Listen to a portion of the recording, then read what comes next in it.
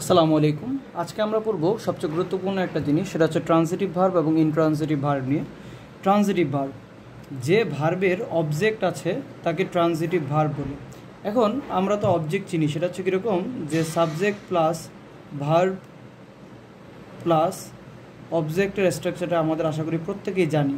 এখন যে ভার্বের অবজেক্ট আছে, একটি বাক্যের ভিতরে সাবজেক্ট থাকে, ভার্ব থাকে, এবং যদি ভার্বের অবজেক্ট থাকে তাহলে ওই ভার্বটাকে আমরা বলবো ট্রান্সিটিভ ভার্ব। যেমন দি টিচার গেইভ এ লেসন।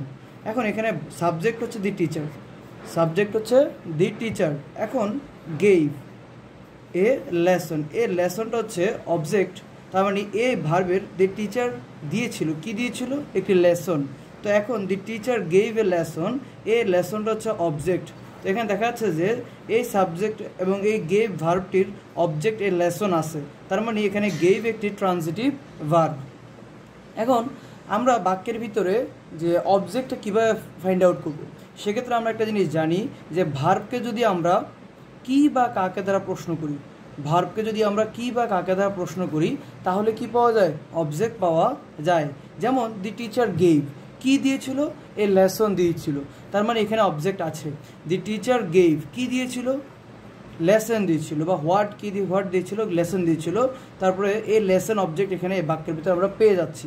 অতএব এখানে এই গেভ ভার্বটি একটি অবজেক্ট আছে, অবজেক্ট থাকার কারণে গেভ একটি ট্রান্সিটিভ ভার্ব। তেমনি হি পেইন্টেড দ্য ফেন্স, এখন কি পেইন্টেড করেছিল? দি ফেন্স, অর্থাৎ এই পেইন্টেডের কি আছে? একটা অবজেক্ট আছে।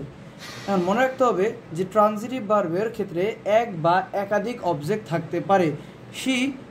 শি সাবজেক্ট,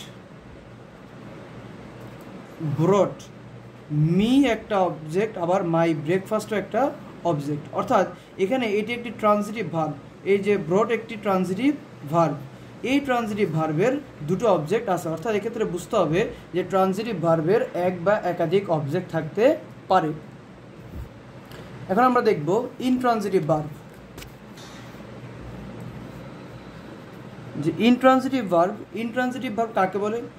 যে ইনট্রান্সিটিভ ভার্বের কোনো অবজেক্ট থাকে না।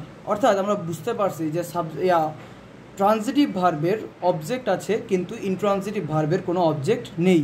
অর্থাৎ যে ভার্বের অর্থ পরিপূর্ণ করার জন্য অবজেক্টের প্রয়োজন পড়ে না, মানে অবজেক্টের প্রয়োজন নাই, সেই ভার্বকে কী বলা হচ্ছে? ইনট্রান্সিটিভ ভার্ব বলে।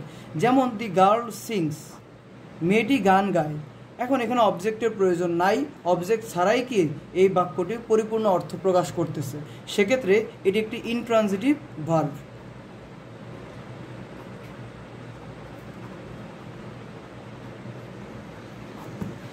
বার্ড ফ্লাইস, দি কার স্টপড।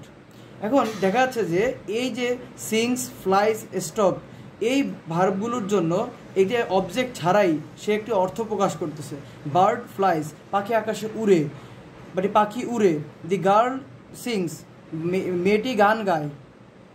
এক্ষেত্রে দেখা যাচ্ছে যে অবজেক্ট ছাড়াই কি করা যায়? পরিপূর্ণ অর্থ প্রকাশ করতেছে।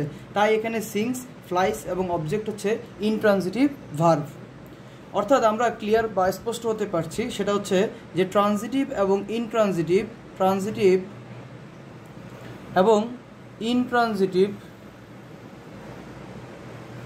ভার্ব দুটোর মধ্যে মূল পার্থক্য হচ্ছে এই যে ট্রান্সিটিভ ভার্ব এর অবজেক্ট থাকবে, বাক্যে এই ট্রান্সিটিভ ভার্বের অবজেক্ট থাকবে। এই যে ইনট্রান্সিটিভ ভার্ব, এই ইনট্রান্সিটিভ ভার্বের কোনো অবজেক্ট থাকবে না, ইনট্রান্সিটিভ ভার্বের কোনো অবজেক্ট থাকে না, আর ট্রান্সিটিভ ভার্বের অবজেক্ট থাকে। এখন আরও সহজ পদ্ধতিতে আমরা যদি সহজ ভাষায় যে একটা বাক্যের ভিতরে দেওয়া আছে সেটা অবজেক্ট কীভাবে বের করব, সেটা আমরা ফাইন্ড আউট করবো কীভাবে? যে